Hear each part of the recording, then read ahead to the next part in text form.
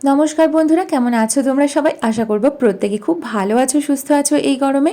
আর এই প্রচণ্ড গরমের মধ্যে তো বৃষ্টি শুরু হয়েছে সব জায়গাতেই, ব্যাঙ্গালোরেও কিন্তু বেশ বৃষ্টি হচ্ছে প্রত্যেক দিন। যাই হোক, আমি আজকে আমের লস্যি নিয়ে চলে এসেছি সবার কাছে, কারণ বৃষ্টি তো বেশি দিন নয়, আবার ঠিক গরম চলে আসবে।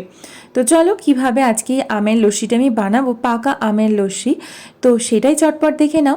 আর পুরো ভিডিওটা চেক করবে, একটু স্কিপ করো না কিন্তু। এখানে একটা দেখো মিক্সিং জার নিয়ে নিয়েছি, আর এর মধ্যে দিয়ে দিচ্ছি আমি পাকা আম। আর আমটা কীরকম মিষ্টি বা টক সেই অনুযায়ী চিনিটা দিতে হবে। যাই হোক, এখানে দুটো মিডিয়াম সাইজের আম এভাবে কেটে ভালো করে নিয়ে 4 টেবিল চামচ এখানে টক দই দিয়ে দিলাম। আর চিনিটা সেই বুঝেই দেবে, যেরকম আমটা মিষ্টি বা টক সেই বুঝে। তো আমি এখানে চিনি 4 টেবিল চামচ মতো দিচ্ছি।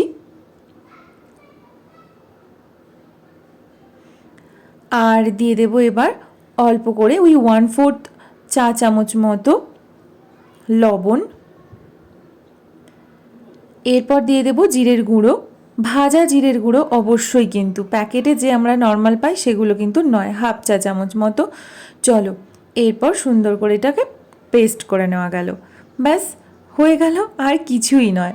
তো এরকম ম্যাঙ্গো লস্যি বাইরে থেকে, দোকান থেকে কিনে না এনে বাড়িতেই বানিয়ে ফেলতে পারো, খুব সহজেই হয়ে যাবে, চটপট।